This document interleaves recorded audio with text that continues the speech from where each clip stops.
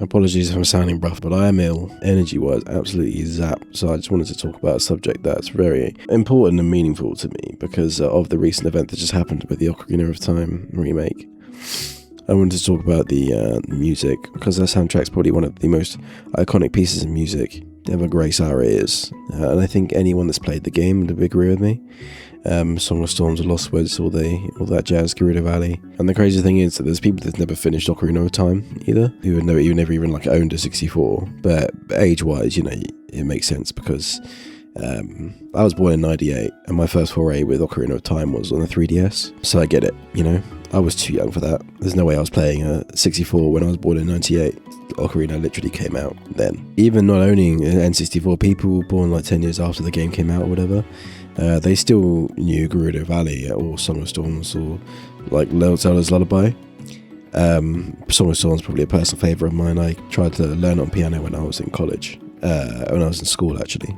And that's when a soundtrack has transcended being just a soundtrack, because most game music stays inside the game, and Ocarina of Time's music escaped. It became part of gaming's culture, and I think that's why nearly 30 years later we're still talking about it, because it's so nostalgic, and Zelda fans refuse to move on, such as myself, because I love Breath of the Wild and Tears of the Kingdom, but I wish they had iconic tunes like Ocarina of Time did. And I know they have little melodies in there that reference the older games, but it's just not the same. The soundtrack perfectly captures the adventure, the mystery, loneliness, and the wonder of this game. A soundtrack that doesn't just support the game, it basically is the game at this point, given how much more popular it can actually be to most people than the actual game itself. So when Ocarina of Time released back in 98, gaming was changing fast and the industry was moving from 2D to 3D.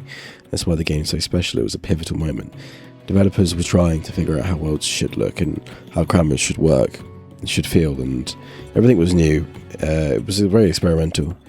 And while everybody talks about Ocarina of Time, lock-on targeting and world design, I don't think enough people talk about how revolutionary music felt, because for the first time Hyrule felt so alive compared to the 2D games. At the time, NPCs were realistic, the graphics were groundbreaking, and the soundtrack convinced your brain that this world mattered. When you stepped into Hyrule Field for the first time, the music wasn't just background noise, it was like adventure and possibility, and it was that feeling you got when you're standing at the beginning of the journey and you know how far you've got to go. Almost felt like going on a long hike. One of the things I've always loved about Koji Kondo is how his melodies are actually kind of simple, like Gerudo Valley, Song of Storms, or Lost Woods. You can remember them instantly. They're not overly complicated, they're not trying to show off. And that's way harder than people think, to make such iconic tunes that are so simple but memorable. Think of something like Christopher Nolan's Interstellar, you know what I mean? A lot of modern game music sounds fantastic while you're playing, and then you forget every track. Not because they're bad, but because they aren't that memorable.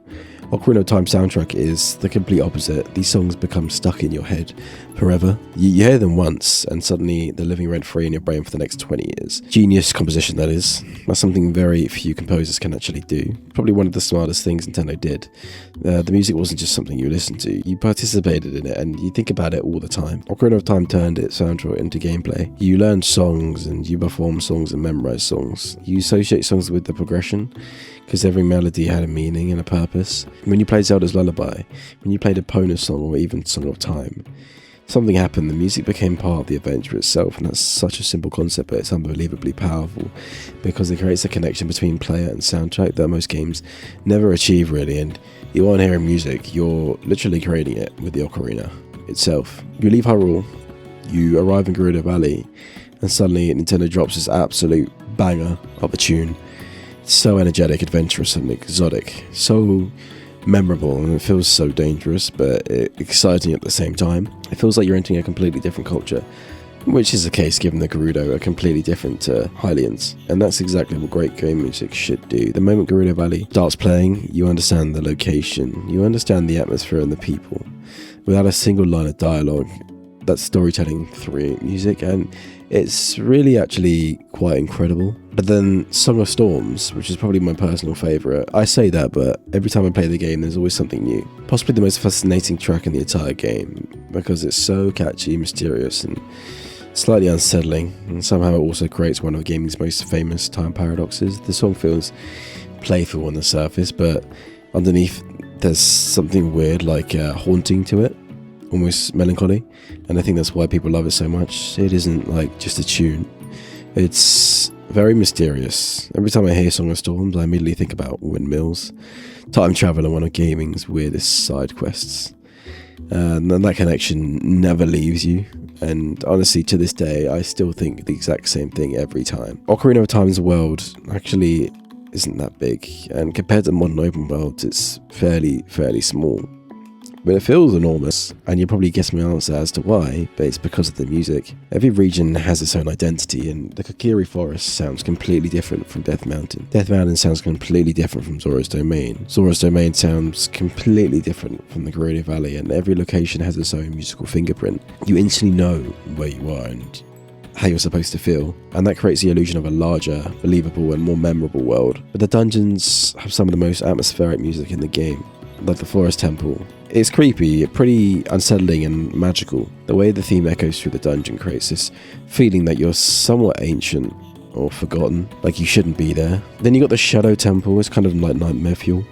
The music doesn't just tell you it's dangerous, it makes you kind of like feel uncomfortable, and that's what great horror music actually does. It manipulates your emotions without you even realizing it. If you're a fan of horror movies, you'd understand where I'm coming from. One of the smartest things the soundtrack actually does is reflect the game's emotional shift. The first half feels hopeful, like bright, curious, and adventurous.